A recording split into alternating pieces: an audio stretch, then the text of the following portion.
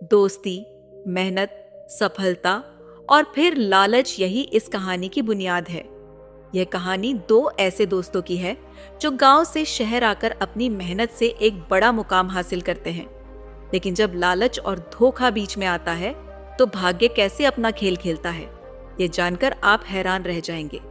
क्या किसी का हक छीनकर सच्ची खुशी हासिल की जा सकती है? क्या कर्मों का फल किसी न किसी रूप में लौटकर नहीं आता?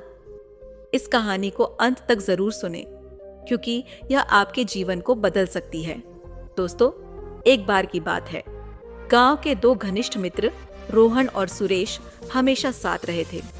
दोनों ने अपने जीवन में कुछ बड़ा करने का सपना देखा और इस सपने को पूरा करने के लिए वे शहर चले आए। शहर में उन्होंने कड़ी मेहनत की और धीरे धीरे एक होटल खोला।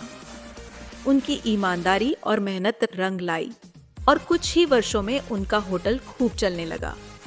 दोनों दोस्त आपस में कमाई का आधा आधा हिस्सा बांट लेते थे और खुशी से जीवन व्यतीत कर रहे थे। लेकिन समय के साथ रोहन के मन में लालच ने जन्म ले लिया।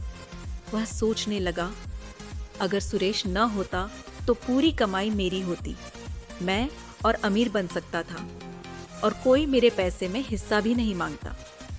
यह विचार उसके मन में बार बार आने लगे और धीरे धीरे उसकी दोस्ती पर लालच भारी पड़ गया। एक दिन लालच के अंधकार में डूबे रोहन ने एक भयावह योजना बनाई। उसने सुरेश को धोखे से जहर दे दिया। सुरेश ने अंतिम समय में रोहन से सवाल किया, तुम मेरे अपने दोस्त थे, फिर ऐसा क्यों किया? लेकिन रोहन ने कोई उत्तर नहीं दिया। सुरेश की मृत्यु के बाद रोहन को ऐसा लगा मानो अब वह पूरी तरह से स्वतंत्र हो गया है। अब उसके पास होटल की पूरी कमाई थी।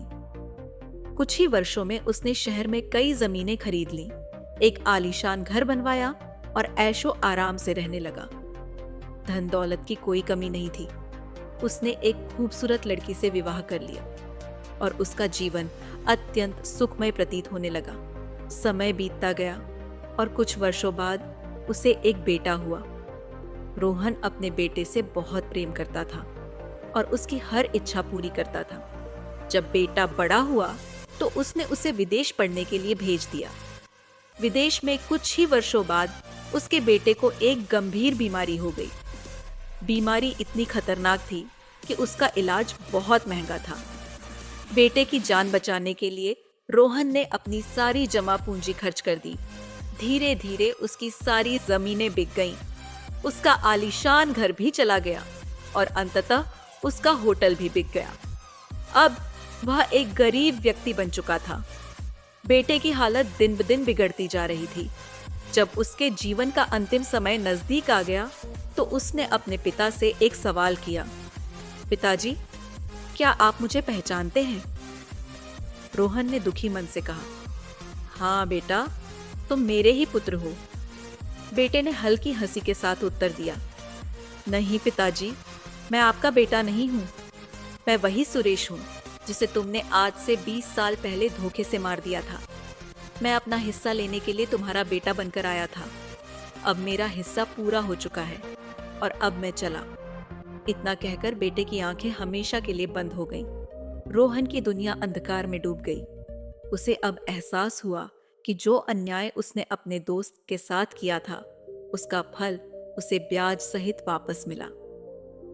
दोस्तों, इस कहानी से हमें यह सीख मिलती है कि किसी का हक मारकर, किसी को तकलीफ देकर या धोखा देकर जो सुख संपत्ति कमाई जाती है वह स्थायी नहीं होती।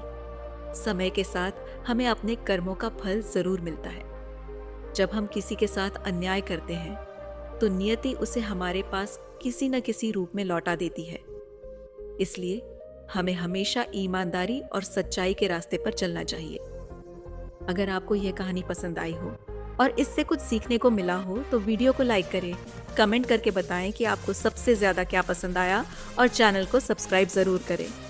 जल्द मिलते हैं एक नई कहानी के साथ। धन्यवाद।